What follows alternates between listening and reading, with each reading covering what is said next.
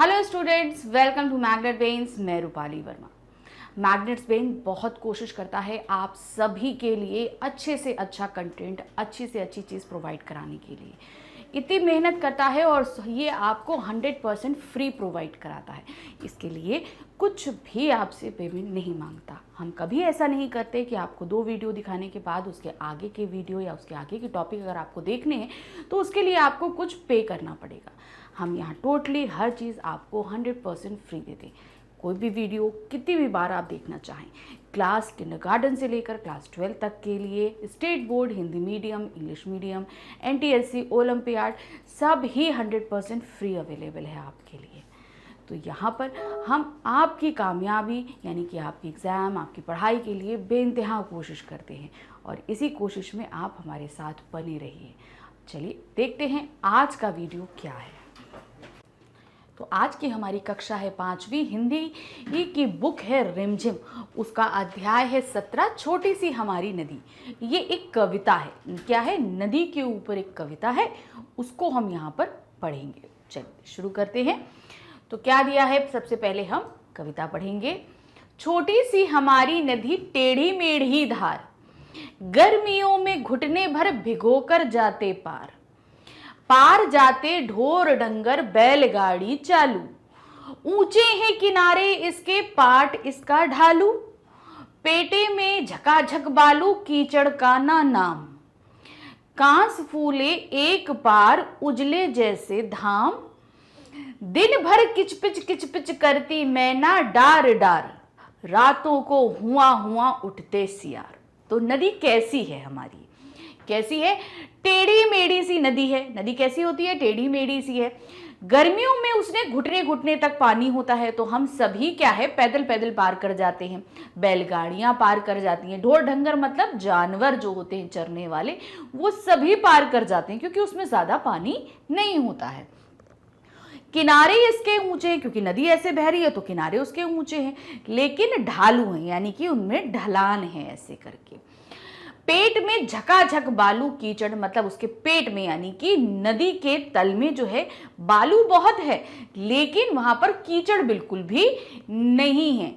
कांस फूले एक पार उजले जैसे धाम, यानी कि उसके पास जो है कांसे के फूल जो उगते हैं वो जैसे लग रहा है कि कोई धाम हो, कोई मंदिर अंदिर हो, इस तरीके से दिखाई देते हैं।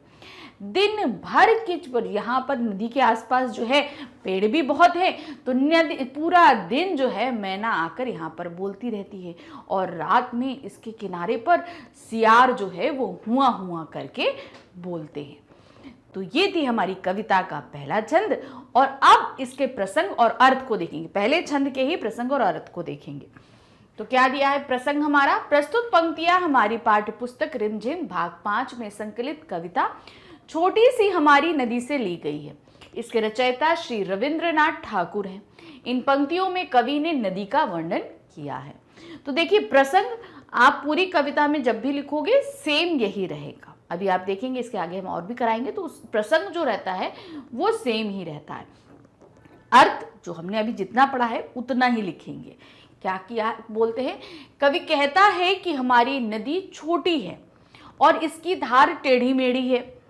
गर्मी के दिनों में इसमें घुटने भर तक पानी होता है, अतः इसे पार करना सबके लिए आसान होता है, चाहे वह आदमी हो या जानवर या बैलगाड़ी। इस नदी के किनारे ऊंचे हैं, इसके पाट ढालू है। ढालू का तात्पर्य है ढलान से यहाँ पर, किंतु इसकी तली में बालू कीचड़ का नामो निशान नहीं है। कांस के फूल खिलने पर धूप जैसे सफेद दिखते हैं।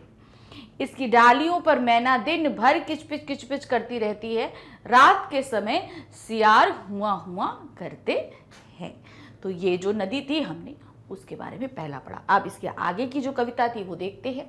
अमराई दूजे किनारे और ताड़वन, छाहो छाहो बाहमन टोला बसा है सघन।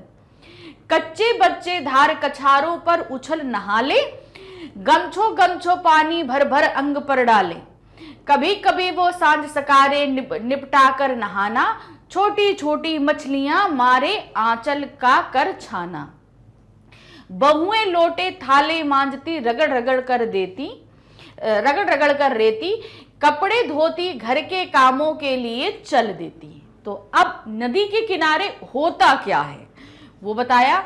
अमराई दूजे किनारे और ताड़वन, यानी कि दूसरे किनारे पर, एक किनारे पे क्या था, कांसे के फूल थे, और दूसरे किनारे पर अमराई यानी कि आम के पेड़ों में बौर आ जाती है ना, तब तो अमराई उसके पेड़ हैं, और ताड़वन ताड़ के पेड़ हैं वहां पर। छाहो छाहो बामन टोला, छाहो छाहो बामन टोला मतलब वहां पर जगह जगह पर ब्राह्मणों के घर बने हुए हैं, ब्राह्मणों की बस्तियां बसी हुई हैं। कच्चे बच्चे धार कछालों पर उछल उछल नहा लें, यानी कि जो छोटे छोटे बच्चे होते हैं वो उनके किनारों पर उछल उछल कर नहा रहे हैं। गमछो गमछो भर पानी, यानी कि गमछा पानी में डुबोते हैं और फिर ऐसे निचोड़ के अपने ऊपर पानी डाल लेते हैं, अपने अंग अंग को साफ कर लेते हैं। कभी कभी वे सांझ सकारे निपटा कर नहाना, यानी कि जब वो सांझ को नहा लेते हैं, नहा धो के फुर्सत हो गए, फिर उसके बाद वो क्या करते हैं, मछलियां मारना शुरू करते हैं। अब बहुएं यानी कि जो औरतें होती हैं वो क्या करती हैं, नदी के किनारे लाकर बर्तन मांजती हैं, लोटे वगैरह रेत से रगड़ रगड़ कर मांज के चमकाती हैं, फिर कपड़े धोती हैं और फिर उसके बाद घर के कामों के लिए चल देती हैं। अब इसके आगे के प्रसंग और अर्थ को देखेंगे। प्रसंग सेम वही रहेगा, देखिए इसी तरीके से है। प्रस्तुत पंक्तियां हमारी पाठ्य पुस्तक रिमझिम भाग 5 में संकलित कविता छोटी सी हमारी नदी से ली गई है। इसके रचयिता श्री रविंद्रनाथ ठाकुर हैं। इन पंक्तियों में कवि ने नदी का वर्णन किया है, नदी का वर्णन हुआ है तो वो चीज है। अब जितना हमने पढ़ा था उतना ही अर्थ हम यहाँ पर लिखेंगे। अर्थ क्या है, नदी के बारे में वर्णन करते हुए कवि कहता है कि इसके दूसरे किनारे पर आम और ताड़ के पेड़ हैं, उन्हीं की छांव में ब्राह्मण टोला बसा है, उनके छोटे छोटे बच्चे किनारों पर उछल उछल कर नहाते हैं, वे गमछों में पानी भर भर कर अपने शरीर पर उड़ेलते हैं। कभी कभी जब वे नहाकर जल्दी निपट जाते हैं तो नदी में मछलियां पकड़ते हैं। उनके घर की औरतें नदी में बालू लेकर बर्तन यानी कि लोटे और थाली मांजती हैं, फिर कपड़े धोती हैं और उसके बाद अन्य काम करने के लिए घर चली जाती हैं। इसके आगे की कविता है। जैसे ही आषाढ़ बरसता भर नदियां उतराती, मतवाली सी छूटी चलती तेज धार दन्नाती, वेग और कलकल के मारे उठता है कोलाहल, गंदले जल में घिरनी भवरी भवराती हैं चंचल, दोनों पारों के वन वन में मच जाता रोला, वर्षा के उत्सव में सारा जग उठता टोला। तो अब क्या, अभी तो हम लोगों ने गर्मियों में देखा, अब बरसात के मौसम में क्या होता है, यानी कि जब आषाढ़ का मौसम आता है तो खूब बारिश होती है और उस समय नदियां उतराती यानी कि नदियां खूब भर जाती हैं। मतवाली सी छूटती तेज धार दन्नाती, यानी कि वो जो अभी जिसमें घुटनों भर पानी था अब वो बहुत तेजी से वेग से दन्नाती हुई मतलब धड़ धड़ धड़ धड़ करती हुई बहती चली जा रही है। वेग यानी कि तेजी है और कल कल के मारे उसमें अब इतनी तेजी और जो कल कल करके बह रही है उसमें से बहुत सारा शोर उठता है। गंदले जल में घिरनी भवरी भन्नाती चंचल, अब जब क्या है, अब पानी में इतना वेग है कि वो गंदला गया है, मतलब अभी तक जो साफ पानी दिख रहा था वो थोड़ा सा गंदा गंदा दिखने लगा है, क्योंकि साथ साथ बहुत तेजी से मिट्टी लेके आ रहा है और बालू लेके आ रहा है तो उसमें गंदला पानी दिख रहा है। अब इतनी तेज बहरे से उसमें भंवर उठते हैं, मतलब ऐसे ऐसे पानी ऐसे ऐसे घूटते रहते हैं ना, तो वो भंवर उसमें उठते हैं। दोनों पारों के वन में मच जाता रोला, यानी कि दोनों पार के जो वन हैं उनमें बहुत ही ज्यादा उत्तेजना आ जाती है और चारों तरफ वर्षा का उत्सव मनने लगता है। लिखी कविता किसने है, रविंद्रनाथ ठाकुर जी ने लिखी है। अब इतने का अर्थ देखिए क्या होगा। प्रसंग फिर से सेम वही रहेगा। प्रस्तुत पंक्तियां हमारी पाठ्य पुस्तक रिमझिम भाग 5 में संकलित कविता छोटी सी हमारी नदी से ली गई है। इसके रचयिता श्री रविंद्रनाथ ठाकुर हैं। इन पंक्तियों में कवि ने नदी का वर्णन किया है। देखिए प्रसंग तीनों पैरा में वही सेम आ रहा है, प्रसंग में बदलाव नहीं होगा। अर्थ जो अभी हमने जितना पढ़ा है उसको लिखेंगे। कवि कहता है कि आषाढ़ के महीने में जब खूब वर्षा होती है तब यह नदी पानी से भरकर उतरा जाती है, तब इसकी धार काफी तेज हो जाती है। इसकी तेज चाल में इतनी कलकल की आवाज आती है कि चारों ओर शोर मच जाता है, इसका पानी गंदा हो जाता है। गंदले पानी में घिरनी भवरी की तरह चलता है, मतलब उसमें भवरी जो होती है ना, जैसे घिरनी आप देखा होगा कागज की घिरनी, उसको हवा में लगाओ तो ऐसे ऐसे करके करके नाचती है, उसी तरीके से भंवर भी उठते हैं, भंवर भी ऐसे ऐसे करके नाचते हैं। नदी के दोनों तरफ वनों में खूब कोलाहल मचता है। वर्षा के दौरान उत्सव जैसा माहौल हो जाता है। सारा संसार जग उठता है उत्सव मनाने के लिए, क्योंकि देखिए वर्षा के मौसम में प्रकृति बहुत ही खूबसूरत लगती है, क्योंकि उस बारिश से पूरी धुल जाती है, हर तरफ बारिश हो जाती है, तो जो मुरझाए पौधे होते हैं उनमें भी जान आ जाती है, तो सभी तरफ जो बरसात का उत्सव है वो मनने लगता है। तो ये कविता थी। कविता के हमने पूरी एक एक लाइन को आपको अर्थ समझाया, फिर उसके प्रसंग और अर्थ को लिखना भी बताया। अब हम आते हैं इसी पार्ट में, हमारे पास में एक और कहानी दी गई है। क्या है वो कहानी? है जोड़ा सांकों वाला घर। पुराने पुश्तैनी घर जो होते हैं, आप देखेंगे, आपने बहुत पुराने घर अगर नहीं देखे हैं तो कभी अपने आसपास जाइएगा, देखिएगा बहुत पुराने घर जो होते हैं वो किस तरीके के होते हैं। वो उसी तरीके से एक ये घर है। यहाँ पर टैगोर फैमिली यानी रविंद्रनाथ टैगोर जी की फैमिली रहा करती थी, उसी के बारे में यहाँ पर बताया गया है। चलिए पढ़ते हैं, जानते हैं इस घर को। पुश्तैनी घर का मतलब जो बहुत पुराना समय से चलता आ रहा हो, बहुत सारे लोग उसमें रह चुके हों, बहुत सारी पीढ़ियाँ रह चुकी हों, इसी तरह का ये घर था। तो क्या दिया है? उत्तरी कलकत्ता की एक छोटी सी अंधी गली में एक अजीब सा मकान है।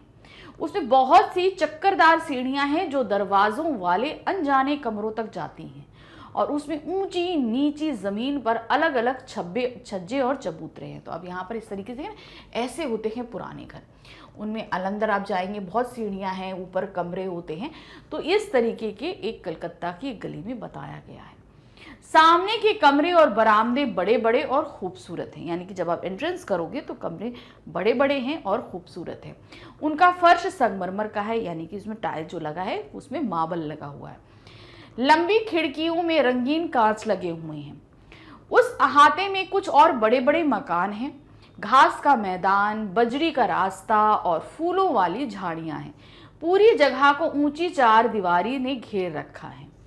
उनमें दो बहुत बड़े फाटक हैं जो अंधी गली में खुलते हैं। तो कहने का तात्पर्य यहाँ पर क्या है, इसको ऐसे समझिए, बहुत बड़ा एरिया है, चारों तरफ बाउंड्री वॉल है, उसके अंदर दो गेट है, एक आगे की तरफ एक पीछे की तरफ। उसके अंदर से जब एंटर करेंगे तो पहले गार्डन एरिया आता है। गार्डन एरिया में जो रास्ता है वो बजरी पड़ी है, छोटी छोटी जो पत्थरी होती है ना उनको बजरी बोलते हैं, उससे आपका पाथवे बना हुआ है। चारों तरफ उसके गार्डन बना है, घास लगी है, फूलों की क्यारियां बनी हुई हैं। जब आप उसके बाद हवेली में आएंगे, यानी कि उसके बाद घर आता है, ठीक है, जब आप घर आएंगे तो सामने जो है आप कांच की खिड़कियां आपका सबसे पहले आकर्षित करेंगी आपको, क्योंकि वो रंगीन कांच लगी है, लंबी लंबी खिड़कियां हैं और उनमें रंगीन कांच लगे हुए हैं। जब उससे आप थोड़ा सा और अंदर आएंगे तो बड़े बड़े खूबसूरत कमरे हैं, और उनसे आप आगे की तरफ देखेंगे घुमावदार सीढ़ियाँ जो हैं वो ऊपर जाने के लिए जा रही हैं। तो इस तरीके का पूरा आपका जो है वहाँ का अहाता है। और जो दो गेट है वो अंधी गलियों में, मतलब सकरी सकरी गलियों में खुल रही। अंधी गलियों से तात्पर्य है कि पतली पतली गलियों में खुलते हैं। कलकत्ता के लोग इसे टैगोर भवन कहते हैं। अब से लगभग 200 बरस पहले ईस्ट इंडिया कंपनी के ज़माने में ये मकान बनाया गया था। अब देखिए 200 साल पहले जब अंग्रेज थे तो उन्होंने इसे बनवाया था। वह छोटी सी गली, उसका नन्हा सा शिव मंदिर भी पुराना है। उस सारी जगह पर पुरानेपन की छाप आज भी मौजूद है, यानी कि वहाँ पे जो कुछ भी बना है सब पुराना पुराना सा है। सकरी गली जहाँ बड़ी सड़क से जा मिलती है, उसके कोने पर एक छोटा अहाता दिखाई पड़ता है। उसमें पीतल के बने चिड़ियों के अंडों की तरह अंडों की एक कतार थी, और हर अंडे पर भड़कीले रंगों वाला एक एक काकातुआ था। तो कहने का तात्पर्य यहाँ है कि जब वो गली जहाँ खुलती है वहाँ एक अहाता है, और उस अहाते पर पीतल के ऐसे छोटे छोटे से बॉल टंगे हैं, और उस पर काकातुआ बैठने का मतलब है कि एक चिराग रखने की जगह दी हुई है। आस पड़ोस की सारी जगह यहाँ से उनकी कड़वी तीखी चीख चिल्लाहट की आवाजें चारों ओर गूंजती रहती हैं। यानी कि जहाँ पर दिया रखने की जगह थी वहाँ पे काकातुआ ने अपने घोंसले बना लिए हैं, और उनके चिल्लाने की आवाज़ पूरा दिन आती रहती है। आस पड़ोस की सारी जगह कुछ अजीब और गैर मामूली ढंग की है।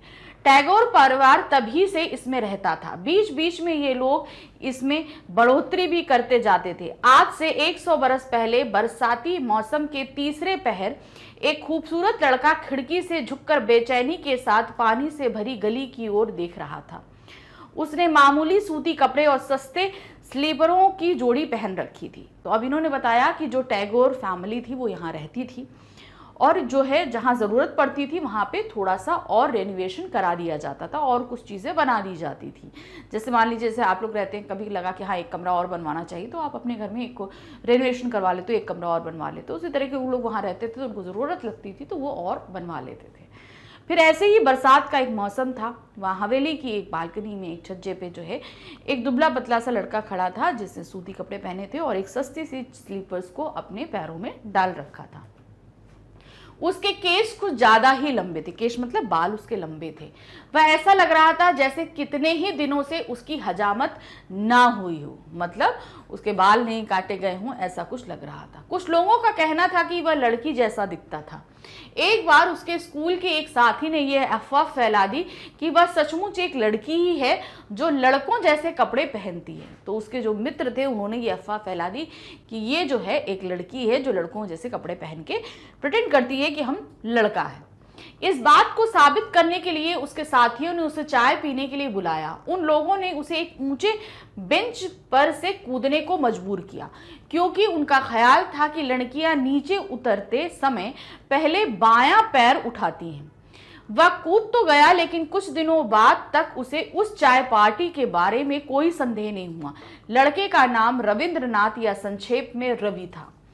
तो अब क्या था, उस लड़के को जब ये हुआ कि भाई वो लड़की है तो भाई अब कैसे पता किया जाए, तो भाई लड़कों ने एक जुगत लगाई कि ऐसा करते हैं हम लोग एक टी पार्टी ऑर्गेनाइज करते हैं, उसमें उसको बुलाते हैं। उसमें बुलाते हैं और एक ऊंची बेंच रखेंगे, कहेंगे इसको यहाँ से जंप करो, क्योंकि लड़कियां जंप करने के लिए हमेशा क्या दायां पैर आगे करती हैं। अगर उसने ऐसा किया तो हम समझ जाएंगे कि भाई ये लड़की है। तो वो आराम से कूद गया, जैसे लड़के कूदते हैं वैसे वो कूद गया। इस चाय पार्टी में इस तरीके का षड्यंत्र रखा गया था, ये बात उस लड़के को नहीं पता थी। तो वो लड़का कौन था जिसके बारे में अफवाह फैली थी, वो थे रविंद्रनाथ टैगोर खुद, या संक्षेप में उनका नाम क्या था, रवि। बरसाती मौसम के एक तीसरे पहर 8 साल का रवि अपने मास्टर के आने की राह देख रहा था। वह मन ही मन चाह रहा था कि पानी भरी सड़कों के कारण मास्टर जी ना आ पाए, लेकिन अफसोस वक्त की पूरी पाबंदी के साथ उनकी तमाम उम्मीदों को मिट्टी में मिलाता हुआ सड़क के मोड़ पर पैबंद लगा एक काला छाता दिख पड़ा। अब अपनी किताबें लेकर नीचे के एक मंदिम रोशनी वाले कमरे में जा बैठने के सिवा और कोई उपाय नहीं था। यानी कि जैसे बारिश होती है, आप सभी मनाते हो यार आज रेनी डे हो जाए, स्कूल बंद हो जाए, उसी तरीके से रवि जो है एक दिन ऐसी ही बारिश खूब हो रही थी और छज्जे पे खड़ा हुआ वो सोच रहा था कि उसके अध्यापक ना आए, मतलब उसको पढ़ाने के लिए घर पे आते थे, तो आज ना आए मना रहे थे। लेकिन उसकी सारी उम्मीदों पे पानी फट जाता है। उधर से वो मास्टर जी छाता लगाए चले आ रहे हैं, देख लेता है। अब उसके पास कोई चारा नहीं था, कॉपी किताबें लेकर एक धीमी रोशनी जलते हुए कमरे में उसे जाकर बैठना पड़ा जहां मास्टर उनको पढ़ाते। उसकी आंखें नींद से बोझिल हो रही थी, लेकिन रात में देर तक पढ़ना था।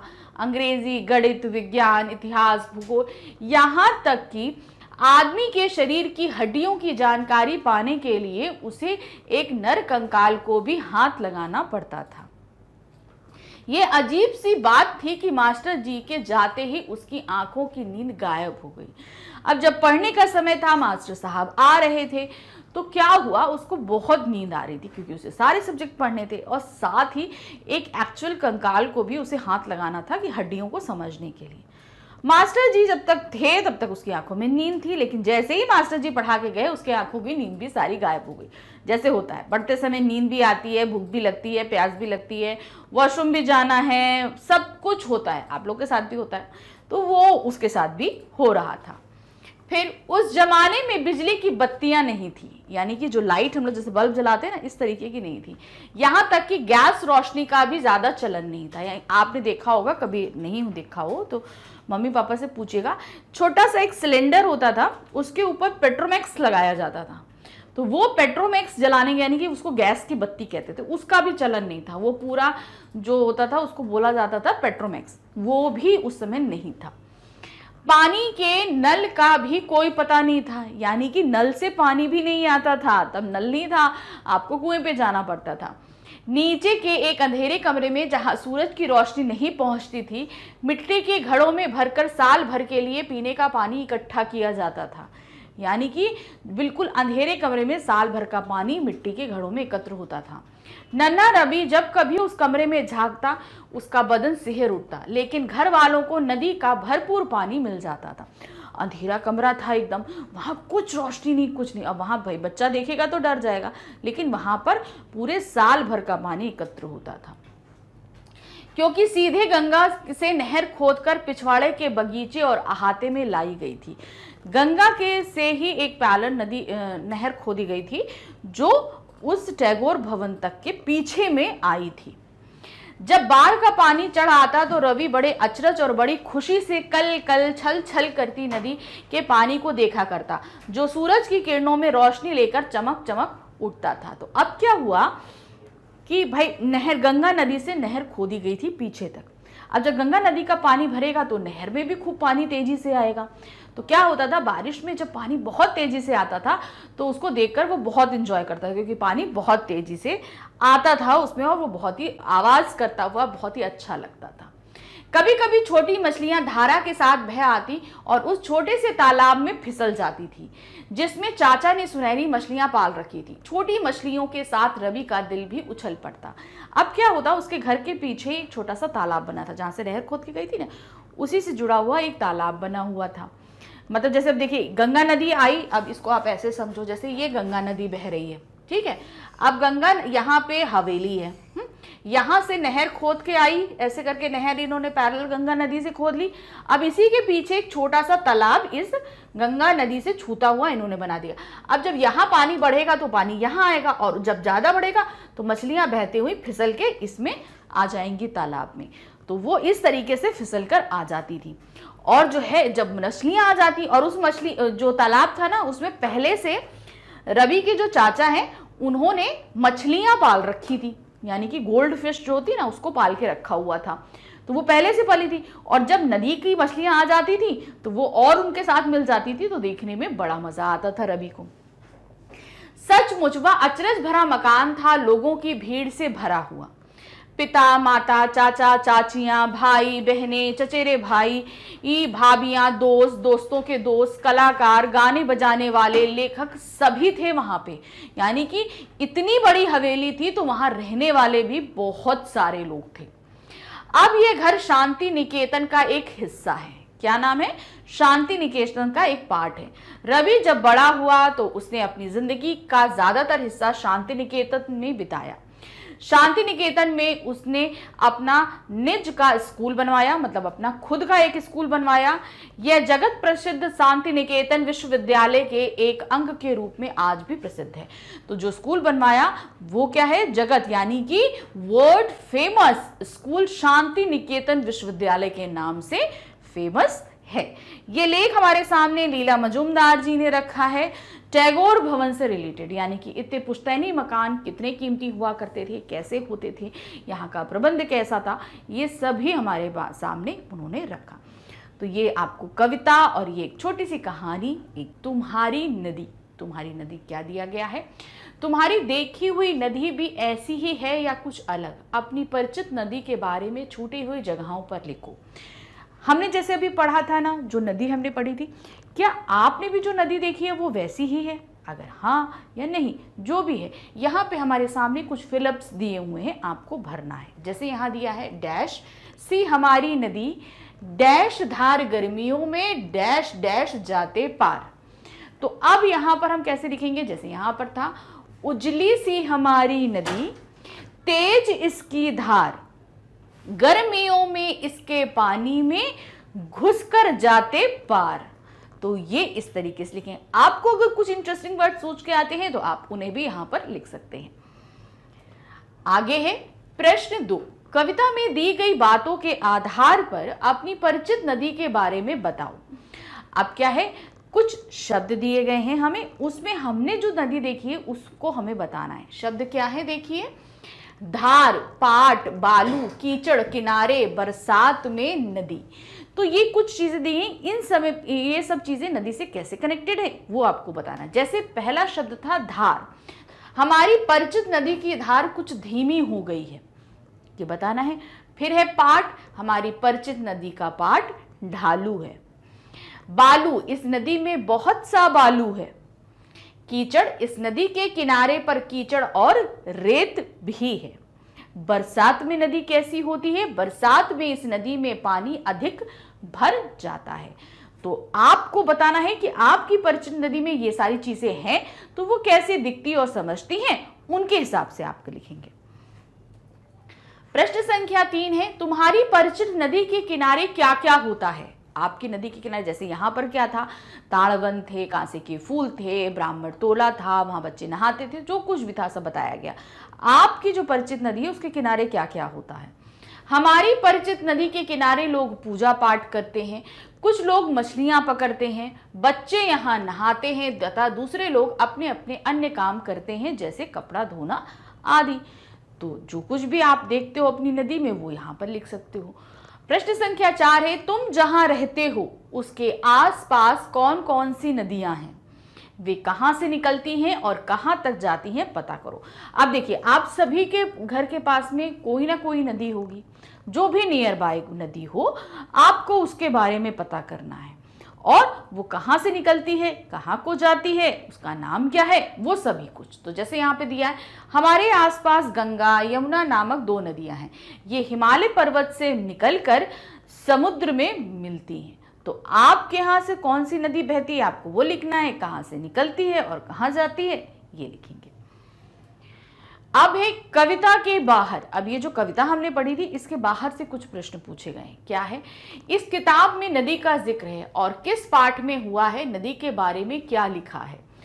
हमने अभी जो अपनी के पाठ पढ़ा इसमें नदी के बारे में था। अब आपको बताना है और किस पाठ में नदी का जिक्र हुआ है ये बताना है, और उसमें लिखा क्या है। तो इससे पहले भी हम पढ़ चुके हैं ना नदी के बारे में, वही। तो क्या दिया है, इस किताब में नदी का जिक्र नदी का सफर पाठ में हुआ है, जिसमें नदी के उद्गम, मुहाने, जलप्रपात, उसके मार्ग, गति तथा उसमें बनने वाली घाटियों का वर्णन किया गया है।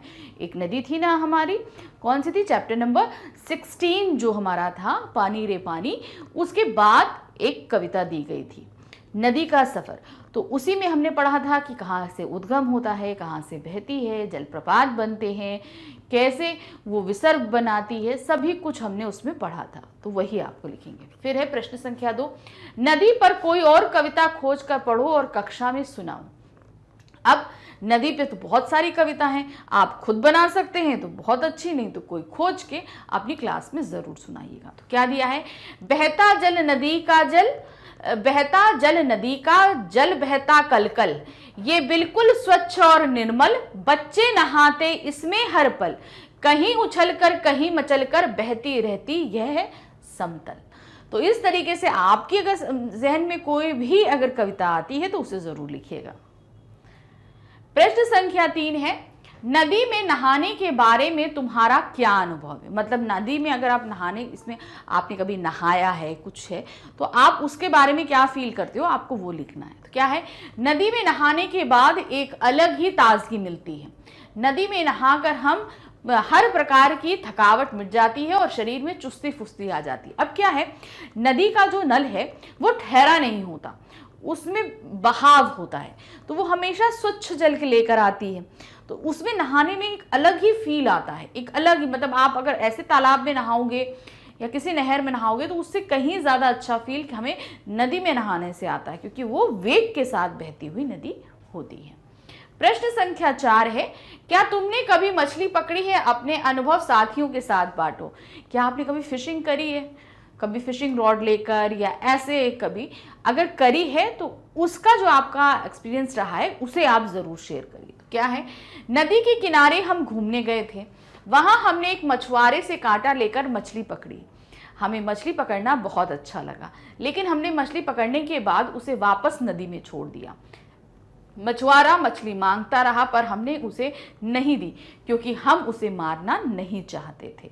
मतलब पकड़ी, एक एक्सपीरियंस किया कि कैसे पकड़ते हैं, लेकिन उसे वापस नदी में छोड़ दिया, क्योंकि हम उसको पकड़ लेते, मछुआरे को दे देते तो मछुआरा उसे मार देता। अब है, यह किसकी तरह लगते हैं, क्या चीजें, कुछ प्रश्न पूछे गए हैं, ये चीज किसकी तरह लग रहे हैं आपको बताना है। अब हमने जो आंसर लिखे हैं जरूरी नहीं कि आपके आंसर उन्हीं से मैच करें। अगर आपको वो चीज किसी और चीज की तरह लगता है तो वो, जैसे यहाँ पर पहला प्रश्न है, नदी की टेढ़ी मेढ़ी धार।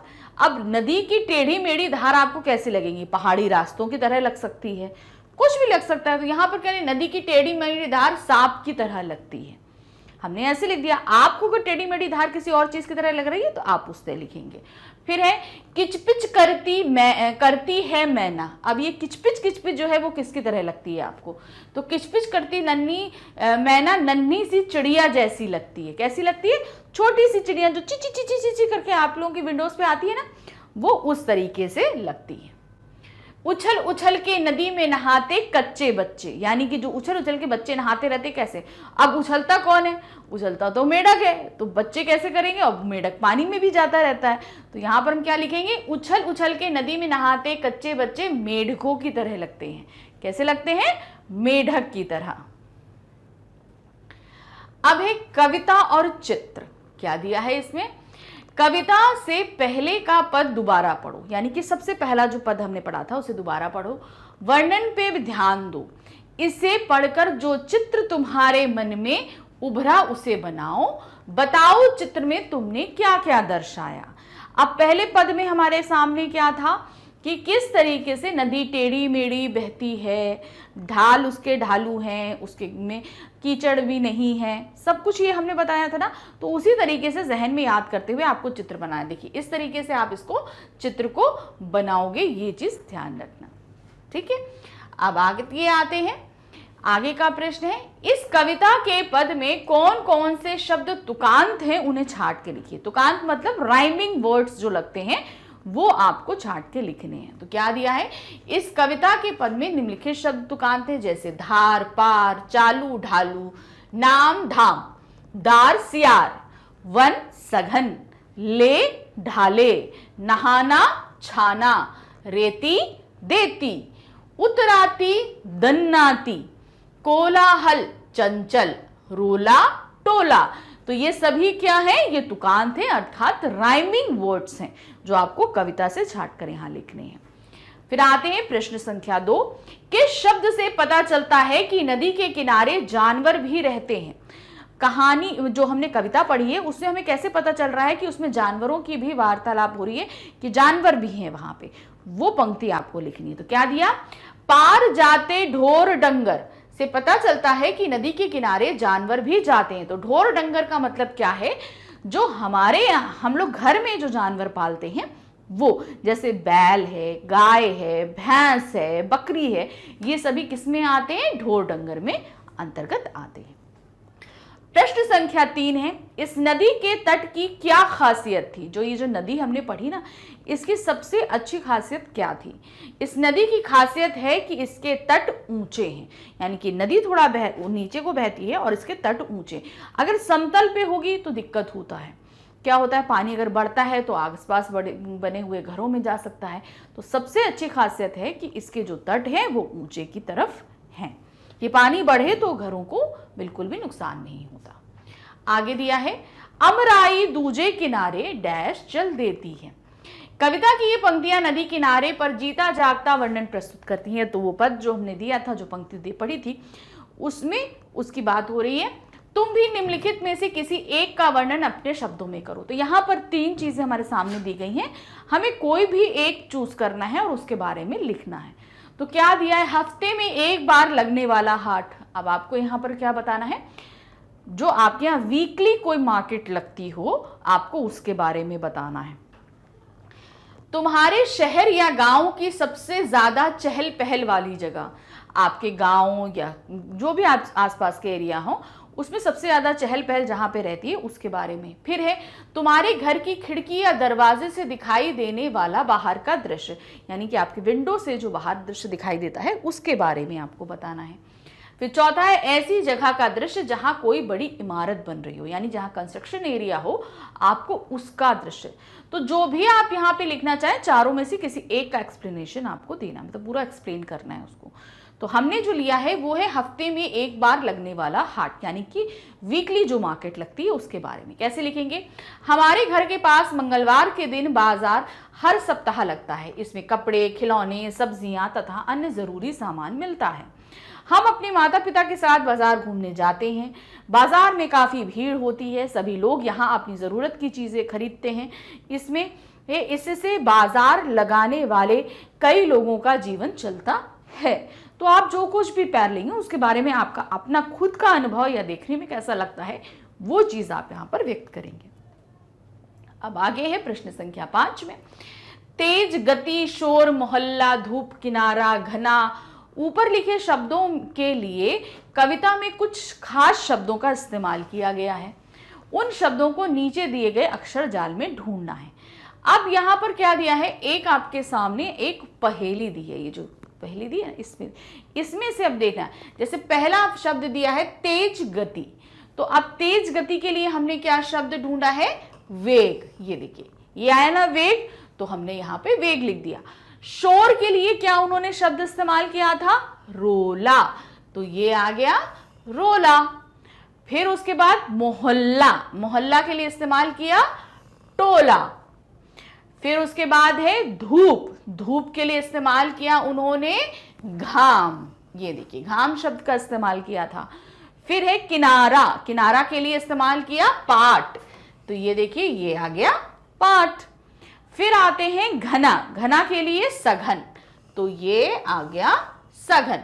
तो इस तरीके से आप इनमें से शब्दों को ढूंढेंगे जो इसके लिए इस्तेमाल हुए हैं। तो यहां पर हमने दिया है तेज गति, वेग, शोर, रोला, मोहल्ला, टोला, धूप, घाम, किनारा, पाट, घना, सघन।